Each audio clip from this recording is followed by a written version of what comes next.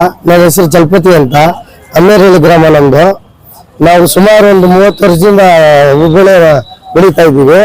ನಾವು 30 ವರ್ಷದಿಂದನೂ ಇದೇ ಮಾರ್ಕೆಟ್ ಅಲ್ಲಿ ತಂದು ದಿನ ಬಂದು ಹೂನ ಇಲ್ಲೇ ಇಳಿಸ್ಬಿಟ್ಟು ಹೋಗ್ತಾ ಇದ್ದೀವಿ. ಇಲ್ಲಿ ಏನ್ ಅನುಕೂಲ ಇದೆ ಅಂದ್ರೆ ಮೊದಲಿಂದಾನು ಏನಿದೆಯೋ ಅದೇ ಇದೆ ಹೊರತು ಈ ನಗರಸಭೆಯಿಂದ ಆಗ್ಲಿ ಮತ್ತೊಂದು ಈ ಸರ್ಕಾರದಿಂದ ಆಗ್ಲಿ ಯಾವುದೇ ಇದಕ್ಕೆ ಒಂದು ಅನುಕೂಲ ಆಗಲಿ ಏನು ಮಾಡಿಲ್ಲ. ಏಕಾಏಕಿ ಇವತ್ತೇನಾಗಿದೆ ಅಂದ್ರೆ ಇವತ್ತು ಎಲ್ಲ ದೌರ್ಜನ್ಯವಾಗಿ ಬಂದು ಕಮಿಷನರ್ ಆಗ್ಬೋದು ಮತ್ತೆ ಸರ್ಕಾರದಿಂದ ಪೊಲೀಸ್ ಆಗ್ಬೋದು ಎಲ್ಲ ಬಂದ್ಬಿಟ್ಟು ಇಲ್ಲಿಂದ ಖಾಲಿ ಮಾಡಿ ಅಂತ ಹೇಳ್ತಾ ಇದ್ದಾರೆ. ಇಲ್ಲಿ ಟೆಂಡರ್ ಮಾಡಿಬಿಟ್ಟು ಲಕ್ಷಾಂತರ ರೂಪಾಯಿ ಇವ್ರ ಹತ್ರ ನಗರಸಭೆಯವರು ದೋಚ್ಕೊಂಡು ಹೋಗಿದ್ದಾರೆ. ಯಾರ ಹತ್ರ? ವ್ಯಾಪಾರಸ್ಥರ ಹತ್ರ. ಏನಂತ ನಾವಿಲ್ಲಿ ಆ ವ್ಯವಸ್ಥೆ ಮಾಡ್ತೀವಿ ಈ ವ್ಯವಸ್ಥೆ ಮಾಡ್ತೀವಿ ಅಂತ ನಗರಸಭೆಯಿಂದ ಬಾಡಿಗೆ ವಸೂಲಿ ಮಾಡಿಕೊಂಡು ಒಂದೊಂದು ಅಂಗಡಿಗೆ ಲಕ್ಷಾಂತರ ರೂಪಾಯಿ ಟೆಂಡರ್ ಕೂಗಿ ರೈತರಿಗೂ ಮೋಸ ಮಾಡಿ ಇದೇ ರೀತಿ ಇವ್ರಿಗೆ ವ್ಯಾಪಾರಸ್ಥರಿಗೂ ಮೋಸ ಮಾಡಿ ಹಣ ದೋಚ್ಕೊಂಡಿದ್ದ ಅಲ್ದಿರ ಈಗ ಇಲ್ಲಿಂದ ಖಾಲಿ ಮಾಡಿ ಅಂತ ಹೇಳಿ ಬೇರೆ ಧಮಕಿ ಹಾಕ್ತಾ ಇದ್ದಾರೆ. ಇದು ಕಾಣದ ಕೈಗಳು ಇಲ್ಲಿ ಜಾಸ್ತಿ ಕಾಣಿಸ್ತಾ ಇದೆ ಅಂತ. ರೈತರು ಇಲ್ಲಿ ಖಾಲಿ ಮಾಡಿಸಿದ್ರೆ ಎಲ್ಲಿ ಹೋಗ್ಬೇಕು ಅನ್ನೋ ಒಂದು ಸಾಮಾಜಿಕ ಜ್ಞಾನ ಕೂಡ ಈ ಸರ್ಕಾರಕ್ಕಾಗಲಿಲ್ಲ. ಇಲ್ಲಿ ಲೋಕಲ್ MLA ಗಿಲ್ಲ. ಇನ್ನೊಬ್ಬರಿಗೆ ವ್ಯಾಪಾರಸ್ಥರು ತೊಂದರೆ ಆದ್ರೆ ನಮಗೂ ತೊಂದರೆ ಆದಾಗೆ ರೈತರಿಗೆ. ವ್ಯಾಪಾರಸ್ಥರು ಇಲ್ಲಿ ಚೆನ್ನಾಗಿದ್ರೆ ನಮಗೂ ವ್ಯವಸ್ಥೆ ಆಗೋದು. ಯಾವುದೇ ರೀತಿ ವ್ಯವಸ್ಥೆಯನ್ನು ಮಾಡಿದ್ರೆ ಇಲ್ಲಿ ಖಾಲಿ ಮಾಡಿ ಅಂದ್ರೆ ಇಲ್ಲಿ ಇರ್ತಕ್ಕಂಥ ರೈತರು ಎಲ್ಲಿಗೆ ಹೋಗ್ಬೇಕು, ವ್ಯಾಪಾರಸ್ಥರು ಎಲ್ಲಿಗೆ ಹೋಗ್ಬೇಕು? ಸಾವಿರಾರು ಜನ ಬದುಕ್ತಾ ಇರುವಂತ ಜಾಗನ ಹಾಳು ಮಾಡಕ್ ಹೊಳ್ತಿರೋ ನಗರಸಭೆಯವರು ಆಗ್ಬೋದು, ಕಮಿಷನರ್ ಅವರು ಈಗ ಕೂಡಲೇ ಎಚ್ಚೆತ್ಕೊಳ್ಳಿ. ಇಲ್ಲ ಅಂದ್ರೆ ಈ ರೈತರು ಇವತ್ತಿನಿಂದಾನೇ ಉಗ್ರವಾದ ಹೋರಾಟ ಮಾಡ್ಬೇಕಾಗತ್ತೆ ಅಂತ ಈ ವಿಡಿಯೋ ಮುಖಾಂತರ ನಾನು ತಿಳ್ಸಕ್ ಇಷ್ಟಪಡ್ತೀನಿ. 50-60 ವರ್ಷಗಳಿಂದ ಅಂದ್ರೆ ನಮ್ಮ ತಾತ ಮುತ್ತಾತ ಕಲ್ಲು ಇಲ್ಲೇ ಮಾಡ್ತಾರೆ, ನಮ್ಗಂತೂ ಗೊತ್ತಿಲ್ಲ. ನಿರಂತರವಾಗಿ ಈ ಒಂದು ನಗರದ ಹೃದಯ ಭಾಗದ ಹಳೆ ಬಸ್ ಸ್ಟ್ಯಾಂಡ್ ಅಲ್ಲಿ ವ್ಯಾಪಾರಸ್ಥರು ರೈತರ ಒಡನಾಡಿ ಹೆಂಗಿದೆ ಅಂದ್ರೆ ಒಂದು ಸೇತುವೆ ಹೆಂಗಿದೆ ಆ ಸೇತುವೆ ತರ ಇದೆ. ಆ ಸೇತುವೆ ತರ ಅಂತ ಈ ಒಂದು ಹೂ ಮಾರುಕಟ್ಟೆಯಲ್ಲಿ ಇವತ್ತು ಕೋಲಾರ ಜಿಲ್ಲೆಯಲ್ಲಿ KCVಯಲ್ಲಿ ಪ್ರಾಬ್ಲಮ್ ಏನೋ ಅಂತ ಗೊತ್ತಿಲ್ಲ. ಟೊಮಾಟೊ ಆಗ್ತಾ ಇಲ್ಲ, ಬೇರೆ ವಾಣಿಜ್ಯ ಬೆಳೆಗೆ ಆಗ್ತಾ ಇಲ್ಲ. ರೈತರು ತನ್ನ ಸ್ವಾಭಿಮಾನದ ಬದುಕಿಗಾಗಿ ಹೂ ಬೆಳೆಯನ್ನ ಬೆಳೀತಾ ಇದ್ದಾರೆ.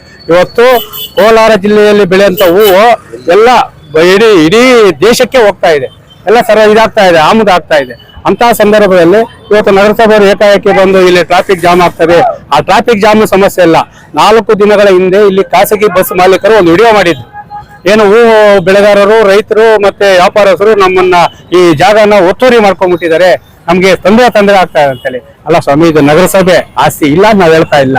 ಆದ್ರೆ ಈಗ ಏಕಾಏಕಿ ಬಂದ್ಬಿಟ್ಟು ರೈತರಿಗೆ ತೊಂದರೆ ಕೊಟ್ಬಿಟ್ಟು ಒಂದು ಹೂವು ಇವತ್ತು ಮಾರ್ಕೆಟ್ ಬರ್ಬೇಕಾದ್ರೆ 4 ತಿಂಗಳ ಶ್ರಮ ರೈತನಿದೆ.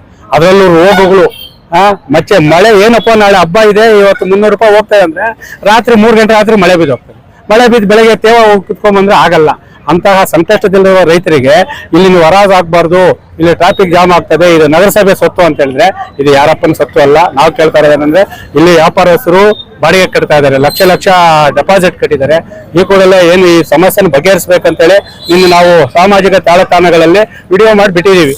ಇಲ್ಲೇನೋ ರೈತರಿಗೆ ತೊಂದರೆ ಆದ್ರೆ ನಾವು ರಸ್ತೆಯಲ್ಲಿ ವ್ಯಾಪಾರ ಮಾಡ್ತೀವಿ ಅಂತೇಳಿ ಅದನ್ನು ಎತ್ತೆತ್ಕೊಂಡ ಅಧಿಕಾರಿಗಳು ಮೌನವಾಗಿ ನಯವಾಗಿ ನಾವು ರೈತರ ಪರವಾಗಿದ್ದೀವಿ, ನಾವು ರೈತ ಮಕ್ಕಳು ಅಂತೇಳಿ ಏನು ಕಮಿಷನರ್ ಅಂತ ಇವರು ಯಾರು ನಿವೇನ್ ಅವರು ಬಂದಿದ್ರು.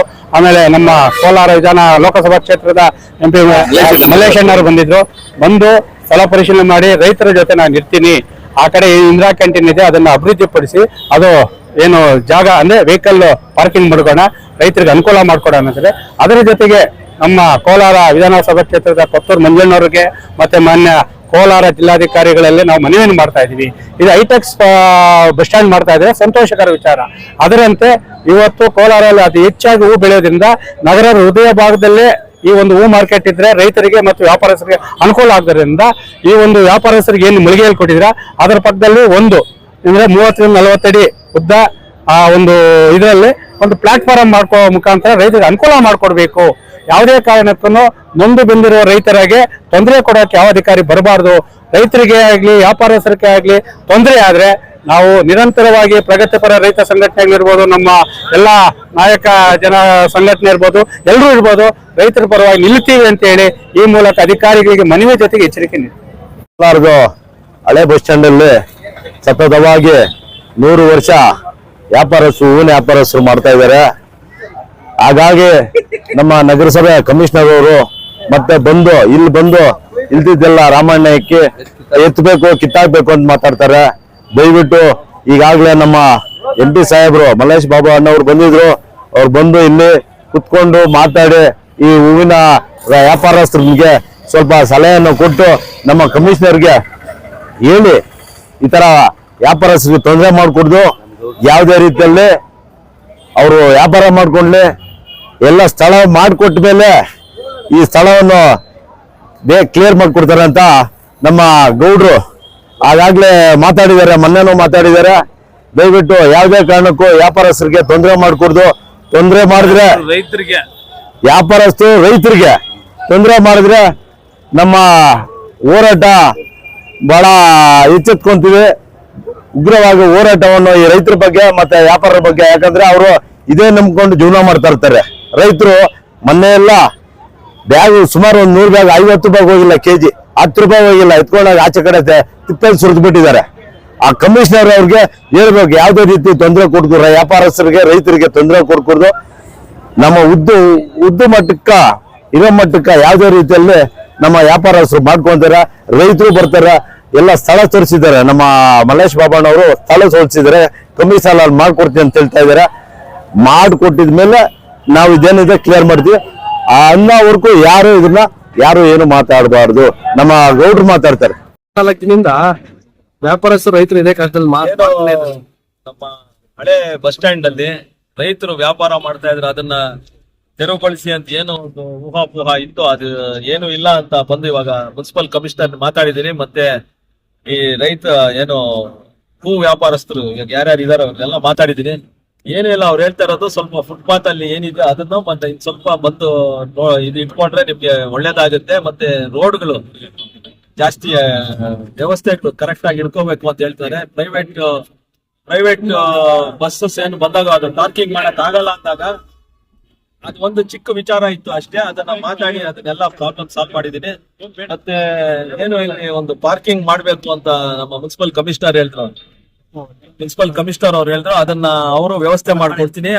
ರೈತ ವ್ಯಾಪಾರಸ್ಥರಿಗೆ ನಾನು ಏನ್ ಹೇಳ್ತೀನಿ, ಯಾವ್ಯಾವ ಗಾಡಿಗಳಲ್ಲಿ ವ್ಯಾಪಾರ ಮಾಡಕ್ ಬರುತ್ತೋ, ಅಂದ್ರೆ ಟೆಂಪೋ ಏಸೋ ಇಲ್ಲಾಂದ್ರೆ ಚಿಕ್ಕದು ಟಾಟಾ ಏಸು ಮತ್ತೆ ಹೂಗಳು ಬರುತ್ತೋ ಅವನ್ನೆಲ್ಲ ಎತ್ಕೊಂಡ್ಬಂದು ಪಾರ್ಕಿಂಗ್ ಅಲ್ಲಿ ಹಾಕಿ ನೀವು ನಿಮ್ಮ ವ್ಯಾಪಾರ ಮಾಡಿ ಅಂತ ಹೇಳ್ತಾ ಇದೀನಿ. ಮತ್ತೆ ಏನು ಆಕ್ಷನ್ ಮಾಡ್ತಾರ ಆವಾಗವರೆಗೂ ಬರೀ ಜನ ಮಾತ್ರ ಇರ್ಲಿ, ಅಲ್ಲಿ ವೆಹಿಕಲ್ಸ್ ಪಾರ್ಕಿಂಗ್ ಮಾಡಬೇಡಿ ಅಂತ ಒಂದು ಸಲಹೆ ಏನು ಕಮಿಷನರು ಮತ್ತೆ ರೈತರು ಮತ್ತೆ ವ್ಯಾಪಾರಸ್ಥರು ಹೇಳಿದಾರೋ ಅಷ್ಟು ಒಂದು ಸಲಹೆ ಕೊಟ್ಟು ಈ ಪ್ರಾಬ್ಲಮ್ ಈ ಸದ್ಯಕ್ಕೆ ಸಾಲ್ವ್ ಮಾಡ್ದಂಗೆ ಮಾಡಿದೀನಿ.